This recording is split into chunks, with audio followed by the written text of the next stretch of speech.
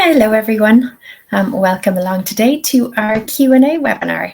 My name is Mairead and I am in Ireland, on the west coast of Ireland, and it's sunny today. Woo! It feels like this is our very first bit of sunshine since last October. So I am super excited about it. So as I said, my name is Mairead and I have been in the TEFL industry for over 20 years now. And I've been with the TEFL Academy since 2015. So hopefully I will be in a good position to answer any questions you may have. Today is a Q&A webinar, so that means I won't be giving any presentation. Yeah, it will be up to you to ask me anything you want to know. You may have questions about the course content. You may have questions about assignments. You may have questions about working abroad, or other questions about teaching. Basically today you can ask me anything to do with either your course or teaching abroad. All right, so hopefully you have come prepared with lots of lovely questions. If this is your first webinar, all you have to do is type your question in the chat box, okay, and then I will work my way through them. We have an hour, which should see us through a lot of questions. But if for some reason I don't get to your question, remember that you can always contact tutor support via the ticketing system if you have any questions about course content or assignments. And you can send a ticket to student support if you have any questions regarding enrollments, extensions, etc. All right. So while we are waiting for some questions to come in, let me tell you a little bit about my whole TEFL journey. So I started teaching back in 2003. I taught adults here in Ireland.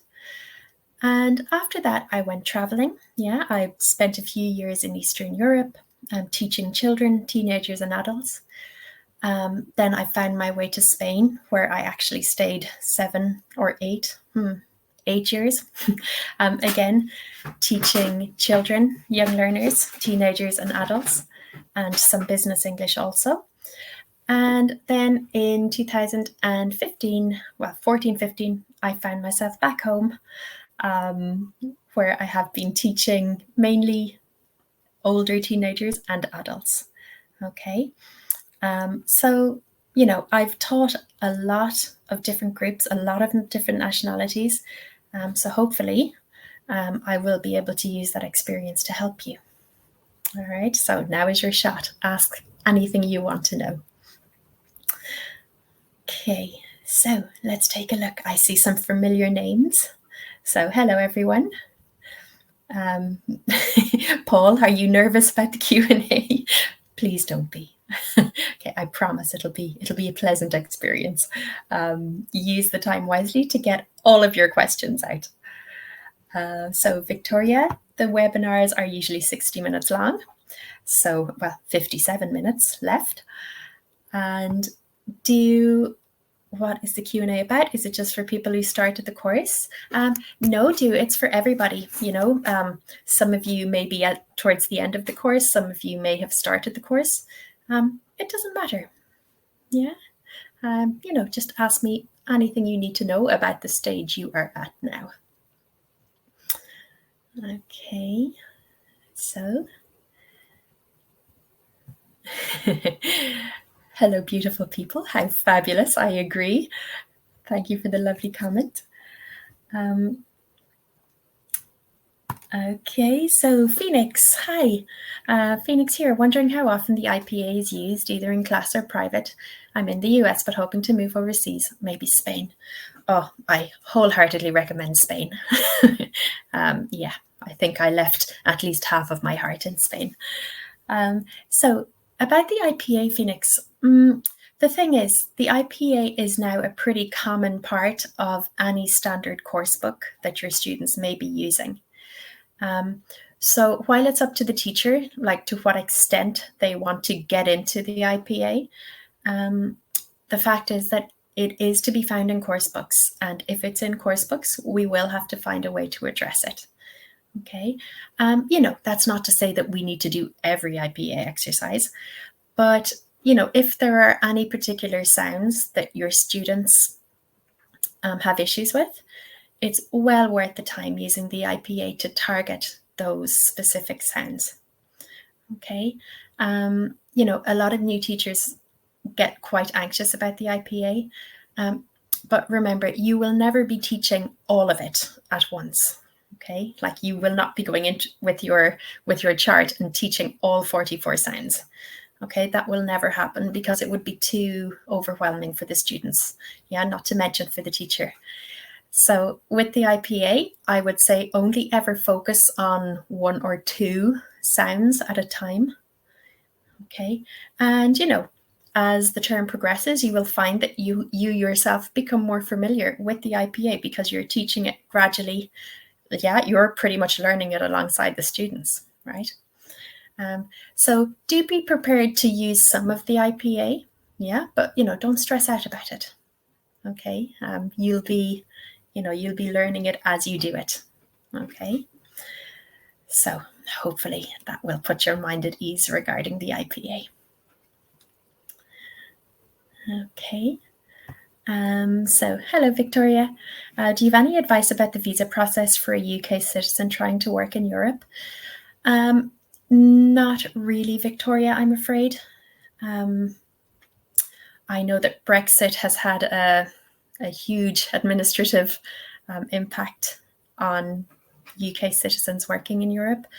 That's not something I've come up against myself, seeing as I'm Irish. So I'm sorry, I can't really give you much advice other than, do your research. I would say if there's any country in particular that you're interested in going to, contact that embassy. Yeah, like contact the embassy of the country you want to go to, the UK-based embassy, and yeah, then you will be guaranteed of finding some relevant information.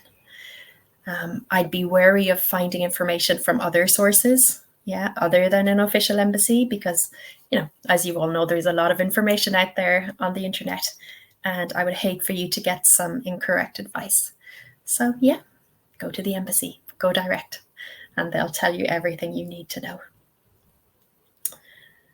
Okay. So, hello again, Phoenix. What would you suggest being the best way to start teaching? I'm only in the middle of the course, but curious how to dip my toes in. Thank you. Well, Phoenix, I mean, it totally depends on your circumstance. Like there are so many teachers who finish their course and get their qualification, and then they jump straight into teaching. They may move abroad or they may start teaching online. There are plenty of people, myself included, who just jumped straight in. Okay. And that is perfectly possible. A little overwhelming perhaps, but absolutely doable. But then there are other people who may prefer to kind of make the entrance into teaching a bit more gradual. I know a lot of my colleagues started by volunteering. Okay. They might have volunteered in local refugee centres, local immigration reception centres, or I'll tell you what a lot of people do too. They get involved in language exchange meetups and groups. So, not jumping straight into a paid position kind of took that pressure off. Yeah, and it gave them the chance, through volunteering or through language exchange, to get some teaching experience without, the enormous pressure of being employed to do so. So, it's up to you, Phoenix, whatever you feel would be best for you. As I said, jump right in or dip your toe in by doing perhaps some volunteering. Or you might want to advertise yourself as a private tutor in your local area.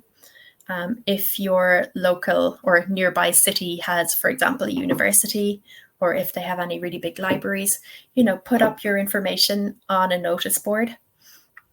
Yeah, see if you can capture some students that way. Or you can advertise yourself online, of course. Totally up to you, Phoenix. You know yourself best.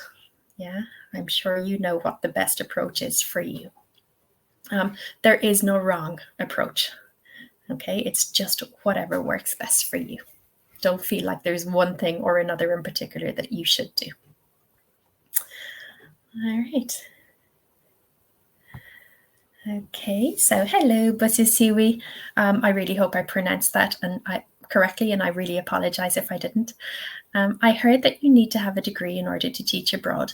I currently only hold a diploma in graphic design. Will I need to further my students to get a degree in order to teach abroad? Oh, this is such a great question. Love this question. So the thing is, a lot of countries will require you to have some sort of degree. Okay, this is mainly for visa purposes. So in other words, they will only be able to get you a work visa if you have a degree plus a TEFL qualification. However, there are also lots of countries that do not require a degree. For example, a lot of countries in South America or in Southeast Asia do not require degrees.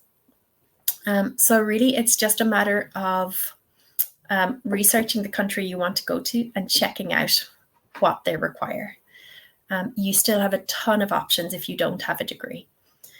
Have you checked out our TEFL Academy job website?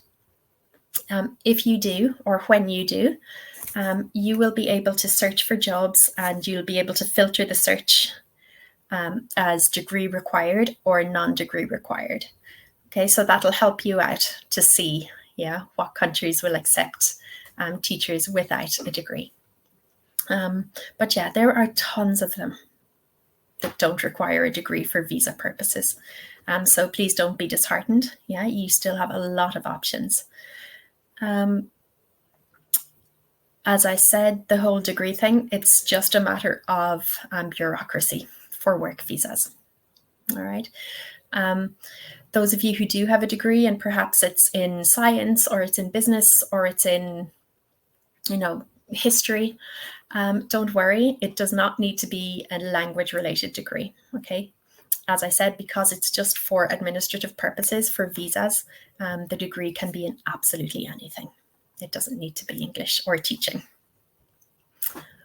All right, so thank you, great question. So hello, Sayedul. Is there a sample plan for assignment A? Not as such, Sayedul. No, not as such. However, in the course material, it will tell you, how to select vocabulary for pre-teaching, how to research that vocabulary. There will be a section on planning reading lessons, speaking lessons, follow-on speaking tasks. So while there isn't an example plan as such, all of the information you need will be found in units 1 to 5. Okay, so you will have seen everything before you come across the assignment. Okay, thank you. Good question. Okay. Guy, that red guy. Hi, red guy. Currently doing level 5 course, making it through unit 4. Good. Yeah, that's a big one. Found the course thorough, even more so than I originally thought it would be. We forgot how hard English linguistics can be as a native. Yeah, absolutely. That's actually a really good point, Guy. I know a lot of new teachers that I encounter in Ireland, and so I presume in the UK, US, etc. They feel kind of bad that they don't know all the grammar already. But I always say to them, well, why would you? Okay, we've never studied it. Yeah, why on earth would you know all of the grammar rules in English? Yeah, it's not something that we are inherently born with in our brains. Okay, it's very, very much a learning process for new teachers from English-speaking countries. So yeah, don't be disheartened by it. Just keep working away. As I said about the IPA, the thing with grammar is that we learn it by teaching it. Whatever grammar we need to teach this week, we learn this week. Yeah, and then we learn new grammar the next week. And as the time passes, you see that you just go accumulating all this knowledge so that by the end of a school term or a school year, you will know so much more than you knew at the beginning of the year. So don't let it stress you out. Just learn it as you go. That is my very best tip. You don't need to know everything in order to start teaching. When it comes to grammar, honestly, I don't think there is anyone alive who knows everything, because there's just so much of it. So I know that gave me a lot of heart to know when I started teaching. It helped me take the pressure off myself a little bit. All right. So hello, Janina. Do you think I'll be able to get an internship while taking the course? I'm in San Diego, California, and there's so many English schools here.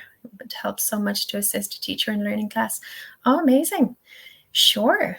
I mean, if you could do that, that would be amazing. I can't think of any single downside to that plan. So I guess, Janina, what you could do then is just approach the schools near you, within easy reach, and just ask if it's a possibility. You have absolutely nothing to lose by going down that route. All right, good question. I hope you find something. That sounds like an amazing plan. All right. So, hello, Elena. My question is regarding the age categories to start work with if you are new in teaching online. From your experience, what age do you recommend to try to teach first? Elena, this will totally vary depending on the person. Okay, honestly, there is no right or wrong age group to start with. For me personally, I preferred to start with adults. Because I never had any real experience with young learners or with children before I started teaching, they kind of scared me a bit.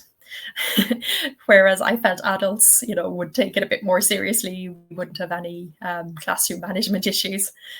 So personally, I decided to start with adults because, I was more familiar with dealing with adults.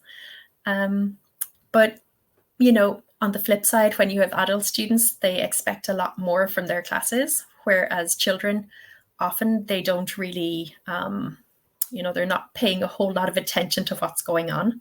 They're not going to sit there and think, okay, I don't understand, or she should have done this or that.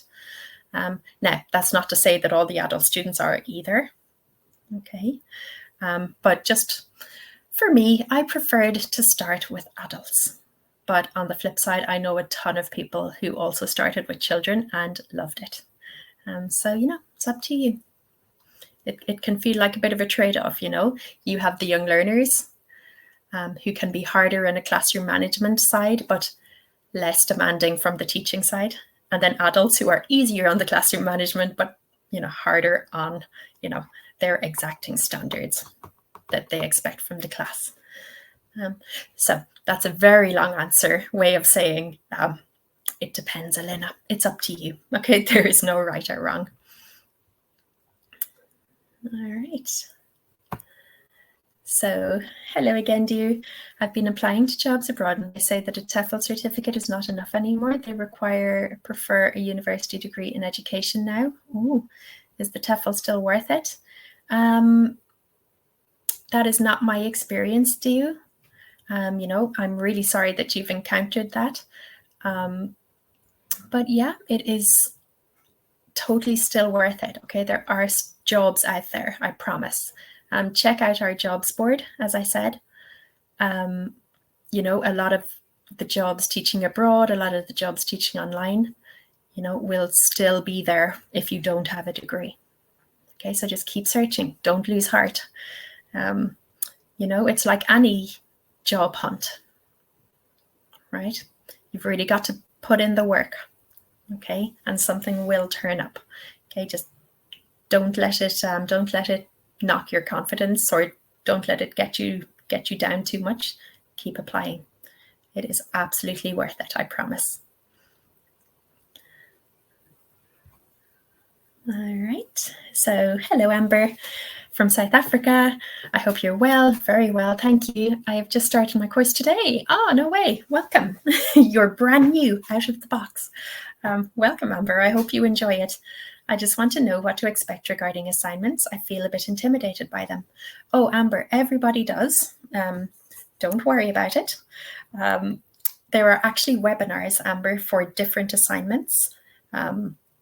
So because you've just started the course, you probably haven't seen any other webinars, but I'll give you a link at the end for all of the other webinars, and you can see the ones for the specific assignments. Basically, there are 3 assignments. Okay, the first, well, if you're doing the level 5 course, the first assignment is at the end of Unit 5, the second at the end of Unit 7, and the last one at the end of Unit 10. Okay, so as you work through the units and you arrive at the assignments, okay, you will then get extensive instructions for that assignment. Okay. Also, if you have any questions about the assignments, send a ticket to tutor support and we will be only too happy to help. So yeah, I totally get the fear of the unknown. Okay, I get that the thought of them are intimidating, but try not to let them freak you out too much. Okay, you know, when you get to them, all of the information will be provided for you.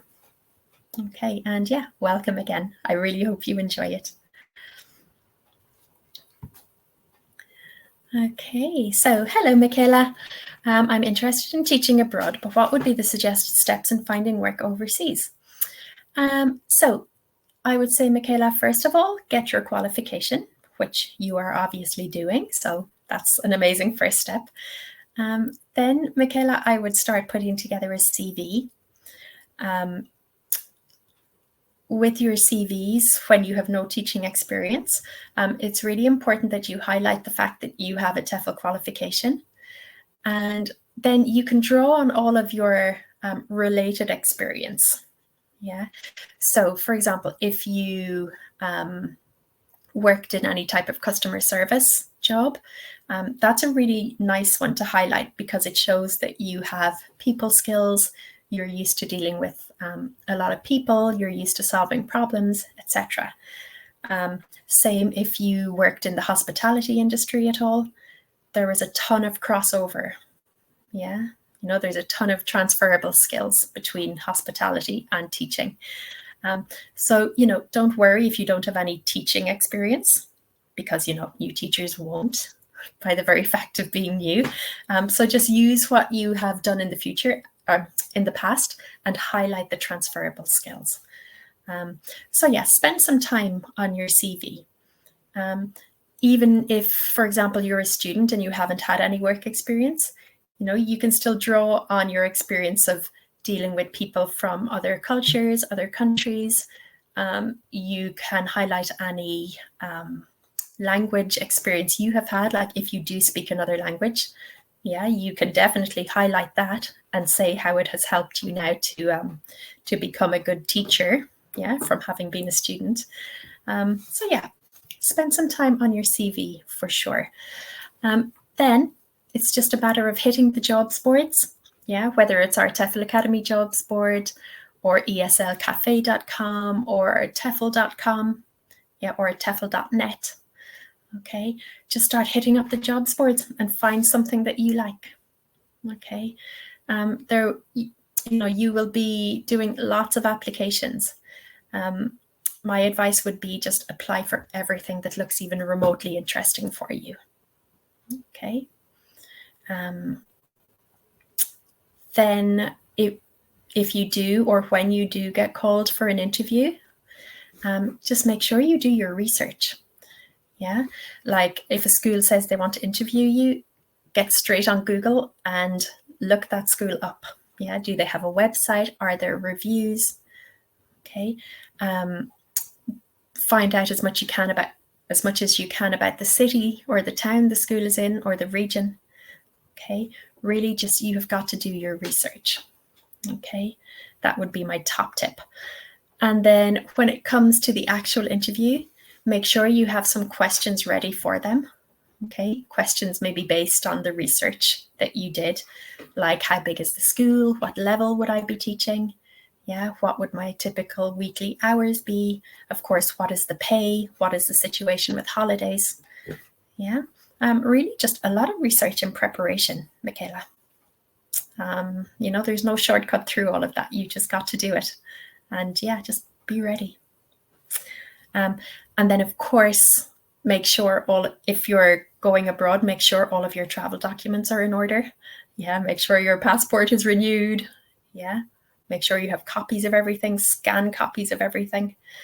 And yeah, that would be pretty much my advice. Okay, just research and preparation. That is the key. Okay, good luck. So, hello, Ariana. As someone who's making a career change, completely new to the TEFL world, what advice would you give? What did you wish someone told you to prepare for the teaching world? Oh, amazing question, Ariana. I would say, Ariana, I wish someone had told me not to stress so much about grammar and pronunciation. Yeah. Because I thought that that's all teaching really was teaching grammar. Okay, but I soon found out that it isn't. I mean, for sure, it's an important part of teaching, absolutely, but there is so much more to it than just knowing grammar rules.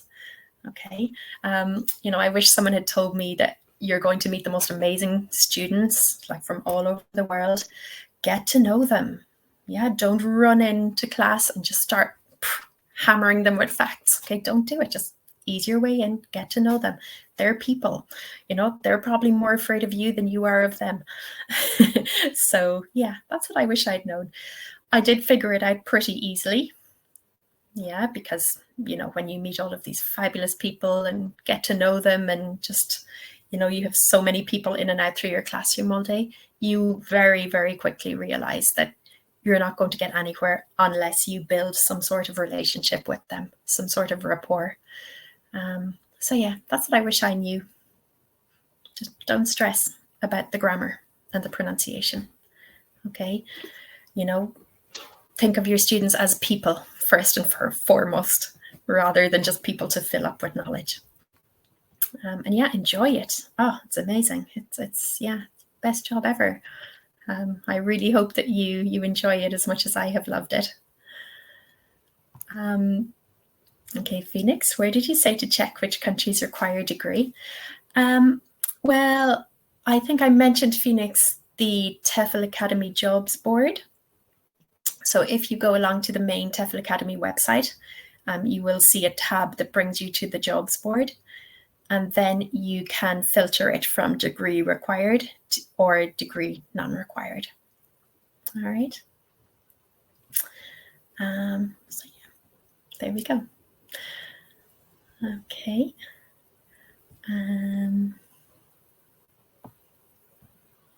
So hello, Epi. Good afternoon. Would I be able to teach in Slovenia with a TEFL certificate? Oh gosh, I haven't taught in Slovenia. I know very little about Slovenia. So I'm afraid I cannot answer. I would say, see if you can find some schools there, okay, and email them, call them, okay, ask them, okay, they will be the best ones to tell you exactly what they need or don't need, okay. So yeah, that would be my advice. Start looking up schools in Slovenia, send some emails and see what they come back with.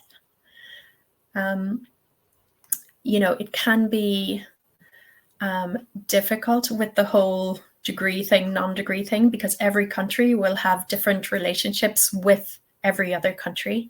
That is why I can't really give you any blanket, like, yes, you need a degree, no, you don't need a degree, because, it all depends on the relationship between countries. But yeah, contact schools in Slovenia or contact wherever your nearest embassy is, and they will tell you for sure what you need. All right, good luck. I've heard Slovenia is beautiful.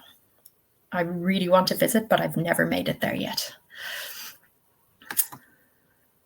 Okay, so hello, Sharon. I'm new to this course. Welcome. Delighted to have you on board and want to know if you have to take 6 months to complete it or can you complete it in a shorter space of time? Oh, absolutely, Sharon. If you can complete it in 3, amazing. Yeah, it all depends on how much time you have to dedicate to it. So yeah, 6 months is the longest. Yeah, but there is no shortest. It just depends. Now, for those of you who may be finishing your 6 months and you still haven't finished, there's no need to panic. You can get extensions, okay, if you contact student services. All right. So if you do find that time is running out, just contact student services and they will give you your extension options. But yeah, full steam ahead, Sharon. Get through it. You know, if you do it faster than 6 months, amazing. All right. And so, Victoria, what is your favorite type of lesson to teach? Oh, gosh, good question. Well, I do love a grammar. I know I said at the beginning that I wish someone had told me not to worry about grammar, but turns out I actually really love it and I find it really, really interesting. So I do love grammar. I do love pronunciation. Okay. But I guess, I think speaking lessons, Victoria, because I really like talking. And now, of course, when you're teaching, you are not doing the talking, the students are, okay? But turns out I also love listening to people talk. So speaking lessons are really, really fun. You can be so creative with your tasks, you know, you can think of really fun topics. You know, you can think of just really fun ways to get students engaged. Yeah, I do love a speaking lesson, I must admit. Okay, thank you. Good question, Victoria. Again, every teacher will probably give you a different answer to that. Okay, so Phoenix, what would you say the upside downside to teaching in Spain? Were you teaching in a class or privately?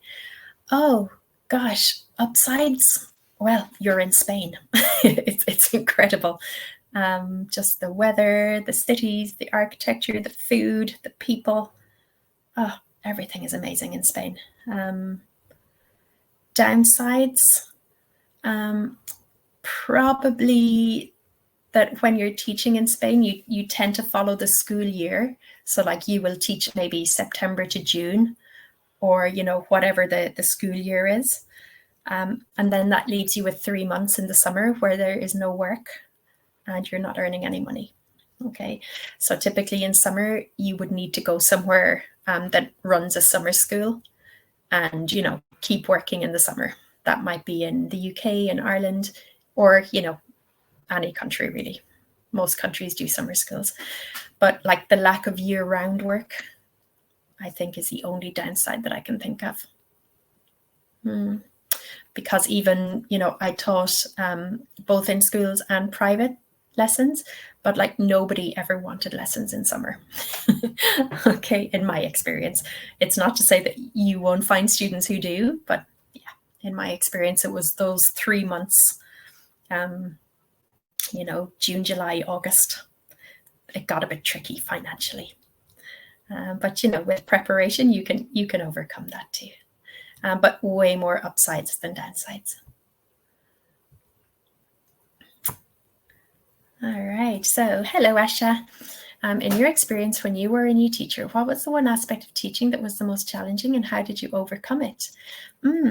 So when I look back, Asha, I just think that I took on too much work too quickly, okay?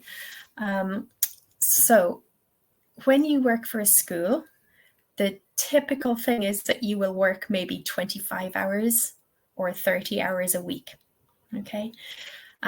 However, when you see 25 to 30 hours, that is just teaching time, okay? That is just the hours in the classroom. What you don't hear about is all of the time you need to spend lesson planning for all of these hours, okay? So, for example, it could easily take an hour or an hour and a half to plan an hour-long lesson, okay, in the beginning, yeah, when you're still finding your feet with lesson planning, or it could take longer. You know, sometimes I spent 2 hours planning a 1 hour lesson. So when I rushed in and took my 30 hours a week, yeah, thinking, oh, amazing, I'm just going to work 30 hours a week. In reality, that was maybe a 55 or 60 hour week when I factored in all of the lesson planning. And of course, you don't get paid for lesson planning. You don't get paid for preparation time. You only get paid for the actual teaching hours. So while I totally get that you may have to teach 25 to 30 hours a week, to earn enough money to survive. If you had the option, I would advise new teachers to try and take maybe 15 to 20 hours. Yeah. Even for the first few weeks, if your school will let you. And then that will give you more breathing room. Okay. But that said, a lot of schools will be like, we need 30 hours a week, in which case you've just got to do it. And you will get through it for sure. It's overwhelming, but it's doable. Okay. And if you have to do it, you just do it. But if you have an option, I would probably recommend trying to ease yourself into it with fewer hours to start with. Okay. But yeah, that's it. That for me was the most challenging, like all the time spent lesson planning. The really good news is that the more you lesson plan, the quicker you get at it. Okay, so while it may seem in the beginning like you are just endlessly lesson planning, you will find with time that preparation time is coming down and down and down as you become more familiar with the formats of the lesson plans, with the stages, when you hit your rhythm of doing everything your way, that time will come down. So thank you, Asha. Great questions today, everybody. So hello, love. How important is it to do the in-person practicum with TEFL? Is there a difference in the certification? Thank you. Are you referring here to the Observed Teaching Practice course? So the Observed Teaching Practice course is optional. Okay, it is not obligatory for you to do if you don't want to. Okay, so I guess, is it important? That depends if it's important for you. Okay. If you do the level 5 and you decide to do the Observed Teaching Practice, then you will get a certificate for the Observed Teaching Practice too. Okay. I think it's a nice course to do because it really gives you the chance to reflect on what you're doing as a teacher and if it's working. And you also get a really experienced tutor to watch your videos, your teaching. And, that tutor can give you a ton of really valuable experience and feedback. Okay, a lot of feedback. So yeah, I guess if it's important to you to do it, then it's important. Okay, but it's not obligatory. Okay, it's just like an added extra. All right, thank you. So hello, Amber. Hi, everyone. Would just like to find out how many attempts do we have for the tests, seeing as we have 3 attempts for assignments. Nice question, Amber. The good news is there are no restrictions on attempts for the tests. Okay, so you just keep doing it until you pass. All right. So yeah, don't worry. Don't worry about the tests so much. Okay, you just keep doing them until you pass. I would say that if you find you're getting a lot of wrong answers in the test, write down the question and then just go back to your course notes and find the answer. Okay. The questions will be slightly different every time you take the test. Okay. But by revising the questions that you got wrong, you will be in much better shape for the next attempt. Okay. So yeah, no limits on the attempts. All right, thank you, Amber. Okay, let's see who is next. So hello, NJ. What advice would you give for someone who's feeling stuck on the first assignment and is struggling to move forward? I would say, NJ, if you have something that is like seriously blocking your progress, send a ticket to tutor support. Okay, send us your issue, send us your question, and we will be more than happy to reply to you with some advice. Yeah, we'll be able to point you in the right direction. Okay, so my main advice would be like, don't suffer in silence. Okay, do your best with it and get on to tutor support. if there's anything that you don't understand or if you are having difficulty with. Okay, our team in tutor support, we are always ready. We are there 7 days a week. Okay, so send your message and we will get back to you with some help. All right. So hello, Taz. I've been teaching for 3 years, but the difference is that I've been teaching Islamic studies to Muslim kids for 3 years. I've graduated last year. Can this information be included in the CV? I don't see why not, Taz. I mean, as I always say, teaching is teaching, okay? Like, sure, TEFL needs some more specialist knowledge that other types of teaching may not, but, that goes for everything, okay? Every type of teaching requires specialist knowledge about something. So yeah, teaching is teaching. Absolutely. I'm sure that was an amazing experience. Okay. Like, you are an experienced teacher. Okay. New to TEFL maybe, but you are a teacher. So I would absolutely include that in the CV. All right. Thank you, Taz. Okay. Amber, would I be able to teach English in the UK, a country whose mother tongue is English, or would it be better to teach in a country where English is foreign? Oh, totally depends what you want, Amber. There is a huge industry for TEFL, or, well, we call it TESOL when it's in an English-speaking country, teaching English to speakers of other languages. For example, I have taught in Ireland. Oh, a lot. Okay, I've been teaching here since 2015. And a lot of my colleagues that I worked with in Spain have now returned to the UK or to the US or to Canada, and they are all still teaching English there in their home countries. So yeah, absolutely. It just depends. If you want to go to the UK, great. If you want to go to another country where English is not the first language, that's great too. Okay, it just depends on what you are interested in and where you need to be or where you want to be. All right, thank you, Amber. Good question. So hello, Kaiten. Would you suggest we ask clients to sign confidentiality agreements to protect your privacy? For example, not recording, sharing your online classes without your prior written consent, etc. Yeah, if that is something important to you, Kaiten, I don't see why not. I think, yeah, it would be common courtesy, not to record without the teacher's permission. But, you can absolutely state that in your first lesson with them, okay? Make that abundantly clear right from the beginning, okay? Set down your boundaries and how you want things to run. If you wanted to draw up a confidentiality agreement, why not, it's up to you, Kaiten. You are the master of your own destiny here. Okay. So yeah, I don't see why not. It's not something I have ever done, but why not? If it's important to you, go for it. Okay. Paul, that answers your question. Good. Good. That was about countries where you need a degree or not, I believe. But yeah, good. Okay.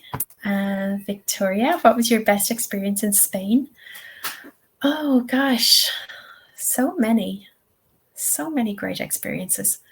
I guess my best experience was, when I went to Spain first, I worked in the Northwest in a region called Galicia, and I was there for 2 years. And then as the years passed, I kind of worked my way down and I ended up in Malaga for 4 years. And then I remember once when I was in Malaga, I went back to Galicia on holidays. And just when I went back there, it was just my best experience. It was like going home again and meeting all my friends that I'd had there like 4 years, 4 or 5 years beforehand. And it was just, it was lovely. I loved going back there. Galicia is amazing.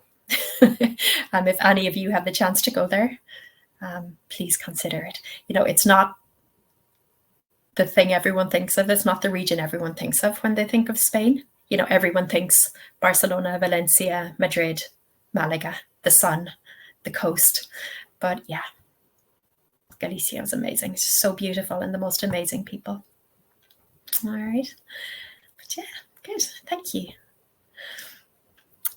Okay. So hello, Sikona. Oh, should one be a native English speaker to speak English? To teach English or to speak English? Well, whichever. No, absolutely not. I know the most amazing teachers that are not from an English-speaking country. It can be said that teachers who aren't from an English-speaking country are actually better equipped to teach English because they themselves have gone through the process of learning English. Okay. And, teachers who are not from English-speaking countries, always have a much better command of English grammar, English phonetics, etc. Okay. Whereas new teachers from English-speaking countries don't have that knowledge very often.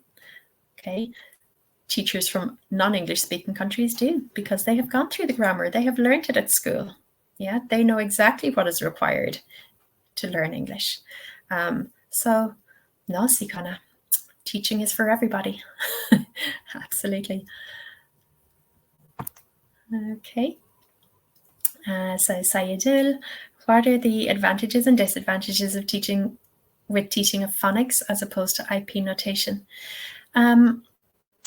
This is interesting, Sayedul, and would you believe I was just having the very conversation about this yesterday with one of my ex-colleagues.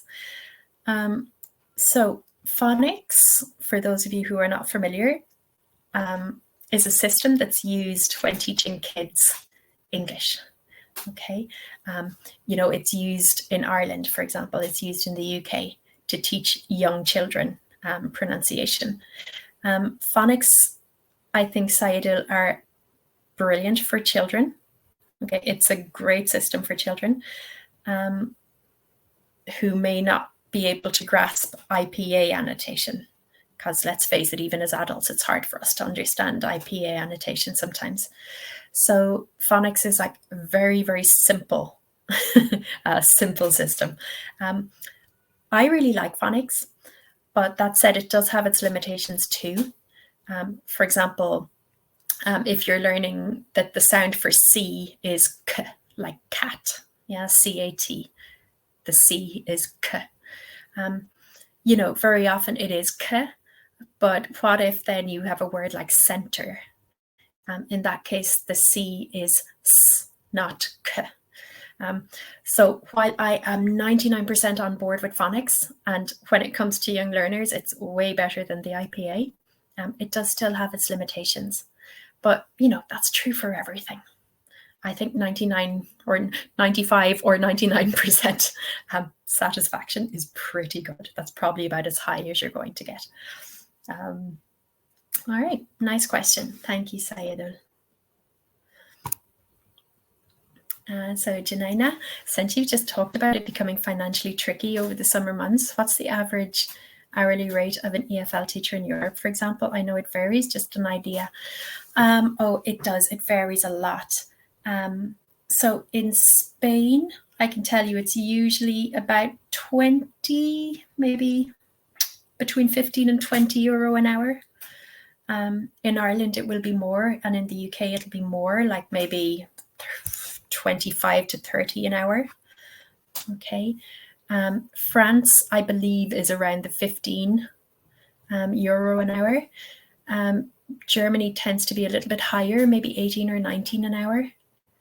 Okay.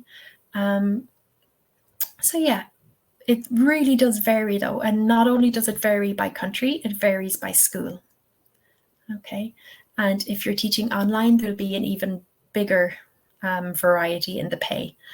So, it is well worth making sure that you are crystal clear on the pay, before you sign any job offer. Again, it's all in the research, but hopefully you should never be working for less than 15 an hour. Personally, I still think 15 is way too low, but there we go. Okay. do your research and see what the average pay tends to be for that country. And yeah, don't accept lower than that. All right. So let's see, Praveen, hello. I'm from India. Oh, lovely to meet you. And I moved to Spain a year ago. Oh, this is turning into our Spain webinar. Apologies to everyone who has no interest in Spain. I'm currently doing my level 5 course. Can I get into teaching as soon as I finish my course? Any suggestions on this take? Absolutely, why not? You know, start applying. There is no shortage of schools in Spain, that's for sure. If you wanted, you could start approaching schools now, yeah, to see, you know, what interest there is, or what demand there is. You know, you can tell them that, you know, I'm currently studying, I'll be finished in June, for example, and I'll be ready to start teaching in September. I always find that in every country, the end of the school year is a really good time to start applying so that they can hire you for the beginning of the next school year. Okay, but yeah, Praveen, go for it. I don't see why not, and good luck. Okay, in the TEFL jobs boards, most jobs require native speakers or passports from English-speaking countries. How hard is it to find a job as a foreigner with a C2 level in English? I would say, based on all of the non-native speakers, teachers that I know, not difficult. Okay. Again, it's keep applying. Okay, there are jobs out there. You know, a lot of my colleagues are not from English-speaking countries. A lot of the teachers I've worked with around the world have not been from English-speaking countries. So, you know, as I said before, keep going, keep applying. Okay, don't get disheartened if you see an ad looking for a native speaker. Apply anyway, okay, and keep looking. There are the jobs out there, I promise. Just keep going, keep pushing. Okay. Elena, how long does it usually take from completing the course and obtaining the physical certificate? That is a great question for student support, Elena.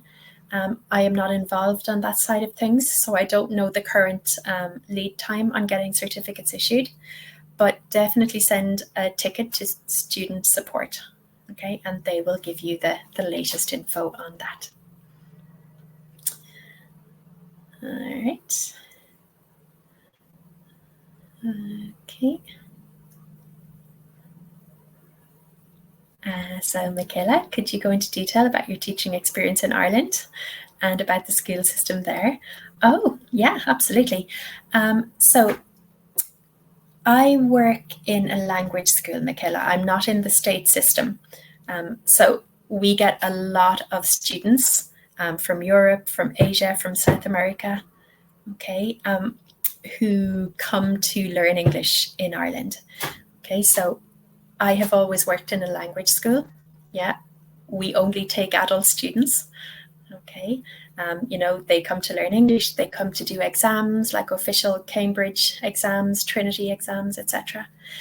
The state school system, it's pretty similar to other countries. Like we have our primary or elementary school, and then we have our secondary school or high school. So in primary school, kids usually start at the age of 4. Yeah, and there are 8 years in the primary school cycle, so that kids are finishing primary school or elementary school when they are 12-ish, 11, 12.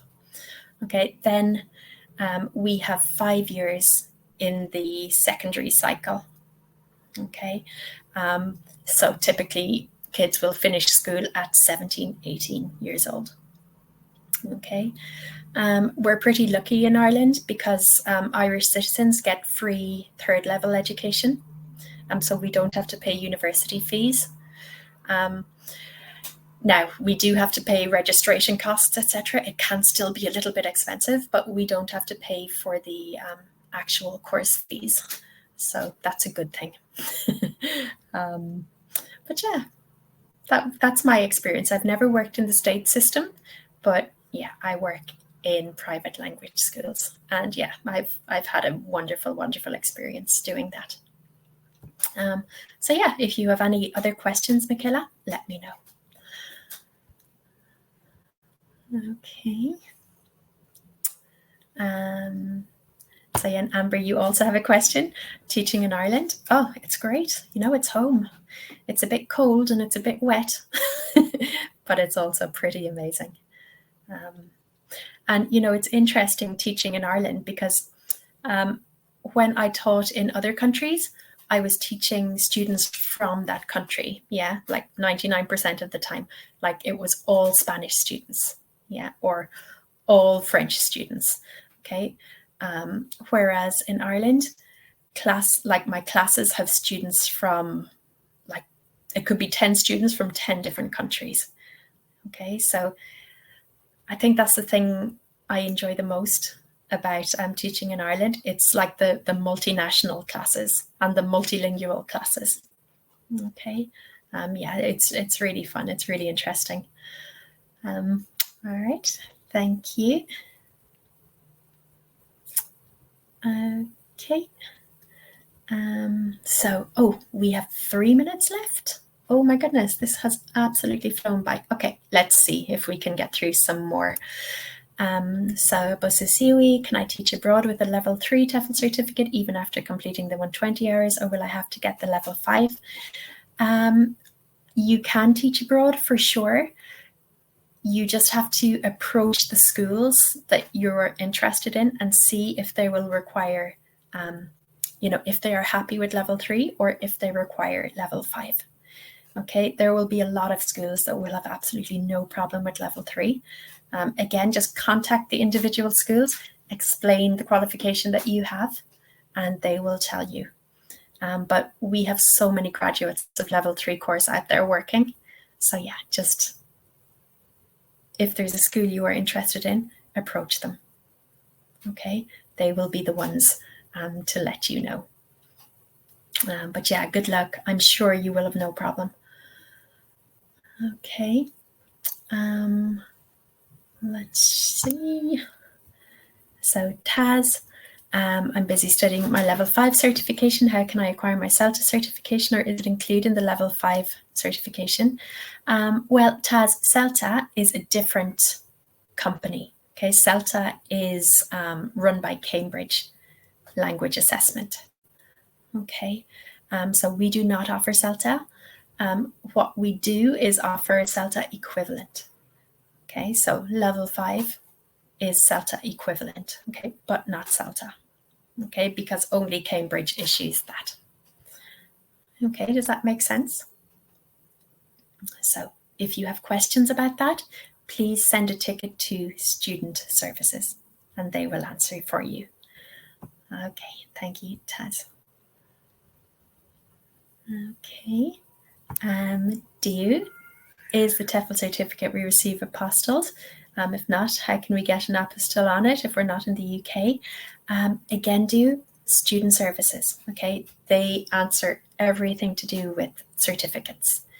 Okay, so please send them along a ticket and they will be able to answer your question a lot better than I will.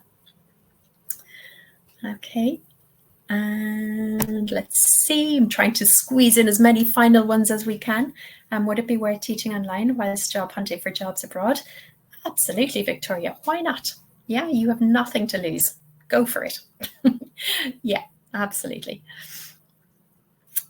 Okay, and Elise, how many students average per lesson presentation?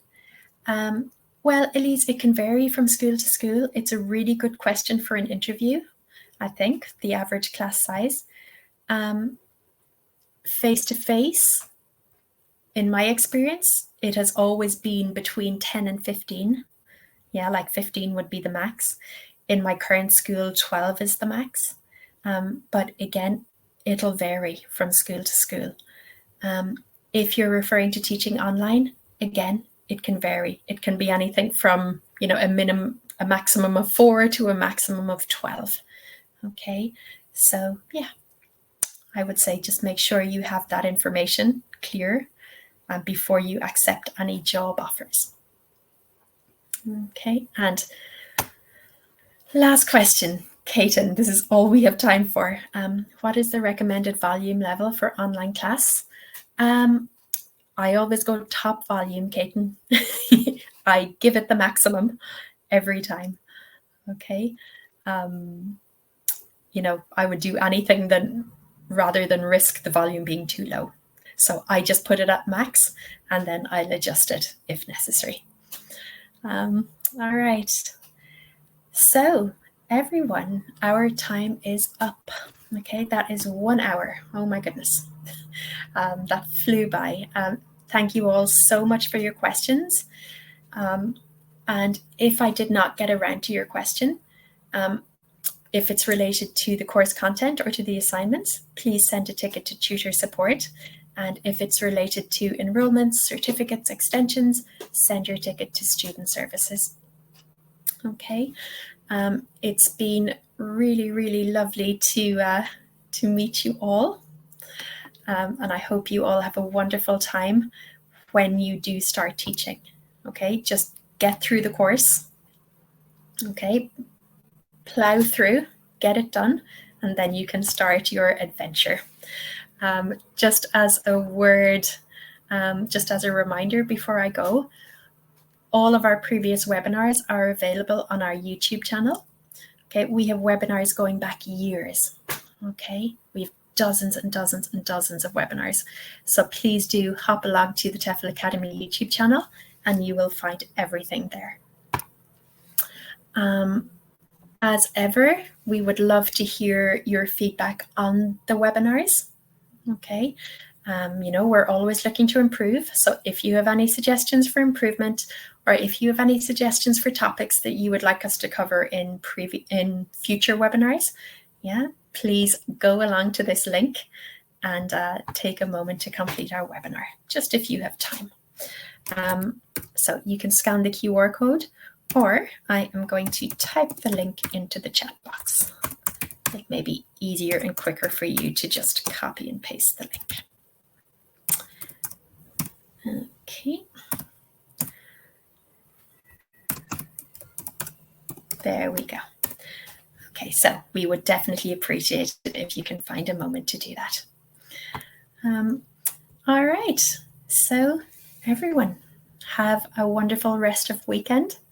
And yeah, I hope to see you all again really soon. All right, bye-bye everyone. Thank you.